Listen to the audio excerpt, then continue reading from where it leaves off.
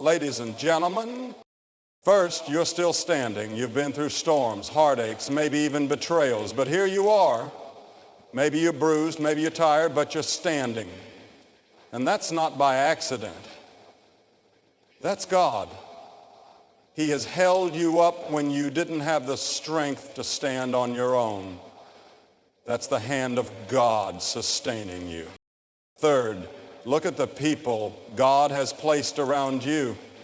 Maybe it's a friend who prays for you, a stranger who showed you kindness, or someone who offered encouragement at just the right time. That's not coincidence.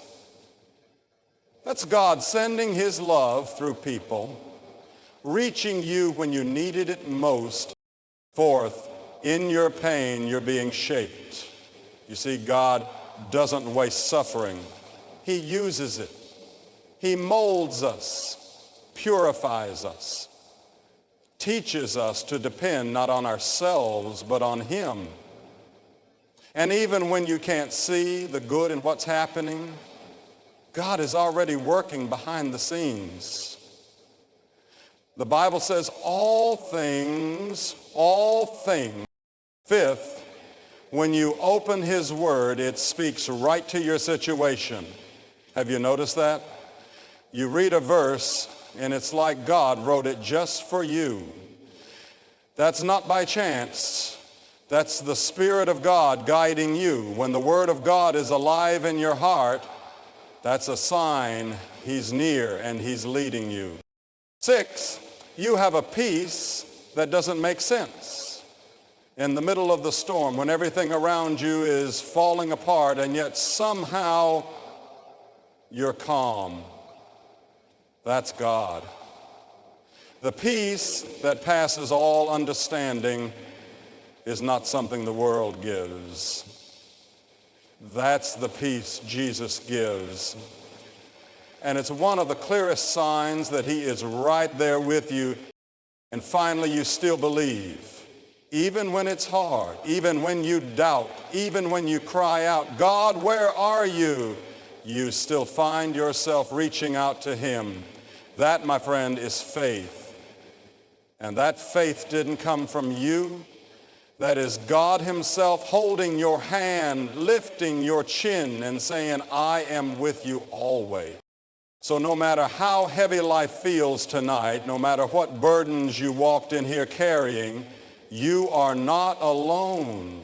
The presence of hardship is not the absence of God. In fact, sometimes the hardest roads reveal the greatest signs that He is walking right beside you. God is on your side. He always has been and He always will be. There's something powerful about simply being here right now. After all you've faced, all you've endured, all the nights you cried yourself to sleep, all the mornings you didn't want to get out of bed, yet you did. You kept going. You held on even when everything in you wanted to let go. That's not just endurance. That's not just willpower. That is the grace of God at work in your life. You may not see it yet, but the fact that you're still breathing, still believing, still showing up is a testimony of God's faithfulness. Others may not understand what you've walked through. They may not know the full weight you've carried behind that smile, behind the I'm fine, but God does. And He's been carrying you when you didn't even realize it. You didn't survive that heartbreak on your own. You didn't come through that loss by your own strength. The addiction that tried to chain you, the depression that tried to silence you, the fear that tried to paralyze you, those things didn't win.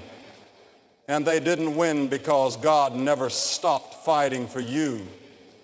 You may have felt weak, but His strength was made perfect in that weakness. Survival isn't just about making it through. It's about what God did in the process. Every scar is a story of His rescue. Every step forward is proof that His plan is still unfolding.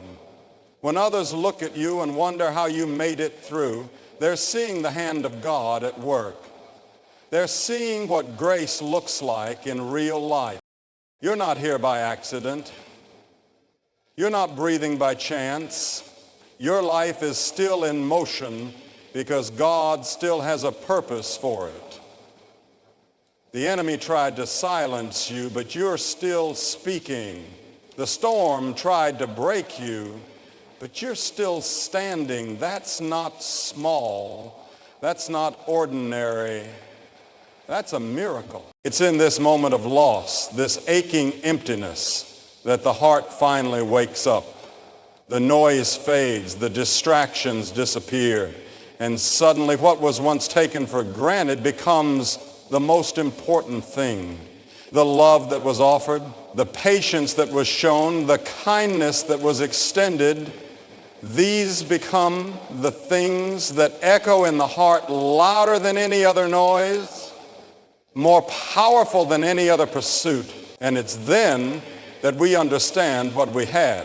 But now it may be too late. But there's a lesson in this. The heart, despite its restlessness, is capable of deep recognition.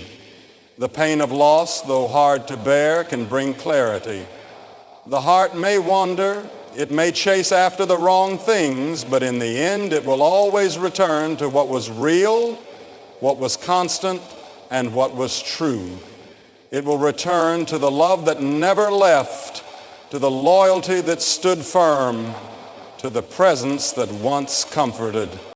In the end, the heart's restlessness often leads it back to the truth, back to what really matters, but only after it has learned, sometimes the hard way, the value of what was lost. Love has a remarkable way of shedding light on the things we often refuse to see, the truths we shy away from, and the parts of ourselves we keep hidden. It doesn't demand to be understood right away, nor does it make its presence known in loud ways. Instead, love quietly works, gently drawing us closer to the things we would rather ignore or dismiss. It's a force that peels away the layers of pride, fear, and insecurity that cloud our judgment and keep when we are loved, truly loved. It forces us to confront our flaws, our weaknesses, and the mistakes we've made. Love sees us as we are, not as we want to be seen. It doesn't hide from the hard truths about who we are. Instead, it helps us face them. It shows us the parts of ourselves that we often hide from the world, the parts that we think are unworthy of being loved, the parts that we convince ourselves don't matter. But love doesn't look away. It sees it all and loves us anyway, not in spite of our imperfections, but in the midst of them. Love also reveals to us what we have been blind to in others. It shows us the quiet acts of kindness that we may have overlooked, the sacrifices that went unnoticed, and the loyalty that never faltered. It opens our eyes to the depth of the connection we have with those around us, to the people who stand by us, who fight for us, and who care for us in ways we didn't appreciate before. It opens our eyes to their value, their worth, and the beauty. In love, the heart is forced to see beyond its own limitations, to embrace what it cannot change, and to grow into something stronger, something more compassionate. Love in its purest form reveals what we have refused to acknowledge, helping us not only recognize the truth, but embrace it. Time and distance have a unique way of stripping away the layers that often cloud our perception. In the rush of everyday life, we are surrounded by the noise of our own desires, the busyness of our schedules, and the distractions that keep us from truly seeing what matters. But when time passes and when we are separated by distance, whether physically, emotionally, or mentally, the distractions fade and the heart begins to see with greater clarity. The space that time and distance create allows for reflection. In the absence of immediate demands, we are left with our thoughts, our memories, and the truths we often avoid. It is in these quiet moments that we begin to understand what we once overlooked. We start to see the value of things we took for granted, the depth of love we didn't fully appreciate, the sacrifices that were made for us without recognition. Time and distance reveal the gaps that were once ignored, the needs we failed to acknowledge, and the areas of our own hearts that remained closed. When we are far away from something or someone, the absence becomes louder than the presence ever could. We feel the void. We long for what we once had, and in that longing we begin to understand the true weight of what was lost. It is only through time that we can fully grasp the significance of a relationship, of a moment, of a decision. The things that seemed so important in the rush of daily life fade into the background, and what remains is what truly matters. What was constant, what was real, what was genuine. Distance, too, brings perspective. It forces us to look at things from a different angle, to see them without the influence of routine or familiarity. Sometimes when we are too close to something, we fail to recognize its importance, its beauty, or its value.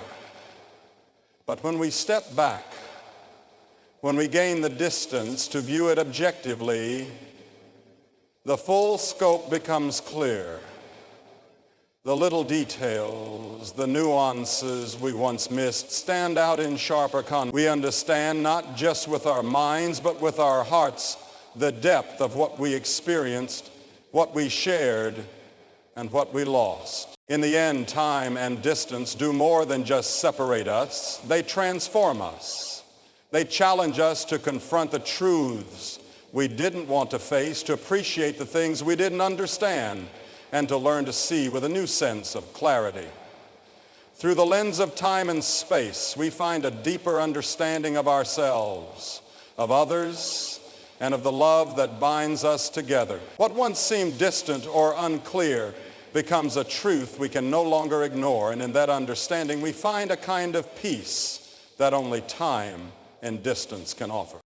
Words can be a powerful tool, but they are also one of the easiest things to offer. In moments of regret, frustration, or sorrow, we often turn to words as a way of expressing what we feel or trying to repair what has been broken. But the reality is that words alone often fall short. They can be spoken in haste, in desperation, or even in sincerity, but they can be empty if not backed by genuine. When we apologize, when we say we're sorry, we want the person to believe us, to trust that we mean it, but too often words are spoken without the accompanying actions that prove the sincerity of our intention. True reconciliation doesn't happen with a string of apologies. It happens with a shift in behavior, a change in attitude, and a commitment to do better. We can apologize 100 times, but if the actions that follow don't align with those words, then the apology becomes meaningless. Apologies are the beginning, not the end of healing, but they must be followed by actions that show we are genuinely trying to make amends. It's easy to say, I'm sorry, but it is far harder to demonstrate that apology through our choices, through our behavior, and through the way we show up for others. Actions reveal the heart behind the words. They speak in ways that words cannot. They show us whether someone is truly committed to change or if they are merely saying what is expected in the moment. When someone loves us, when someone truly cares, it is not just the words they say, but the way they show up for us in the difficult times, in the quiet moments, in the small acts of kindness. It's the effort they put in, the time they invest, in the sacrifices they make. These actions speak louder than any apology ever could.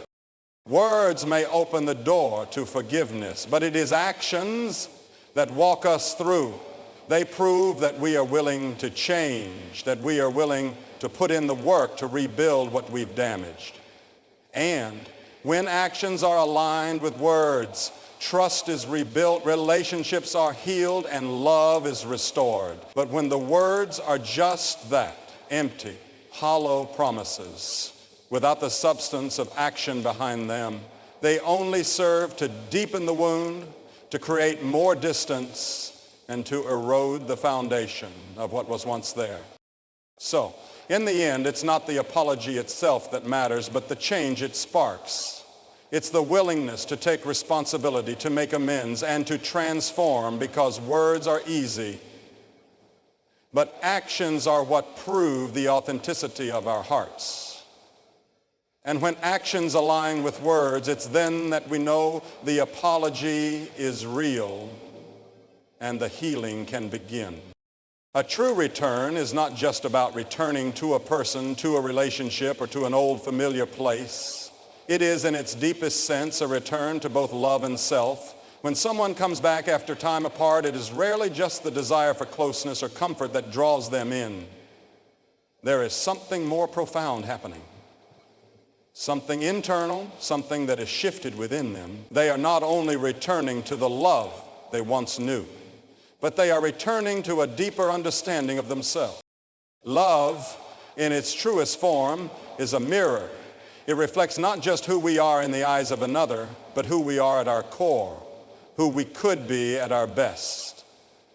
When we experience love that is deep, pure, and unconditional, it uncovers the hidden strengths we never knew we had. And it also uncovers the wounds and scars we've been hiding. Love challenges us to grow, to become the best versions of ourselves. Sometimes in our pursuit of love, we can lose sight of who we truly are, and we forget the power we have to change, to evolve, and to rise above our struggles. When a person returns, it is often because they have faced a moment of realization about who they are and what they truly want. They may have wandered, searching for meaning or fulfillment, but in their absence, they were given the space to rediscover themselves. They have seen their weaknesses, their mistakes, and their growth. They have come to understand the value of what they had, not just in the love of another, but in the love of themselves. The recognition of their worth, their needs, and their desires. It is in this self-awareness that the true return takes place. It is not simply a return to a past love, but a return to a more complete, more self-aware version of themselves.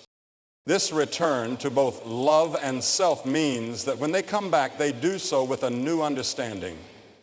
They return with the knowledge of their own worth and with a commitment to show up in a way that reflects the growth they have undergone. The love they once shared becomes more meaningful, not because it is perfect, but because it is now understood on a deeper level, rooted not just in affection for another, but in a love for oneself, a love that knows the importance of boundaries, of growth, and of mutual respect.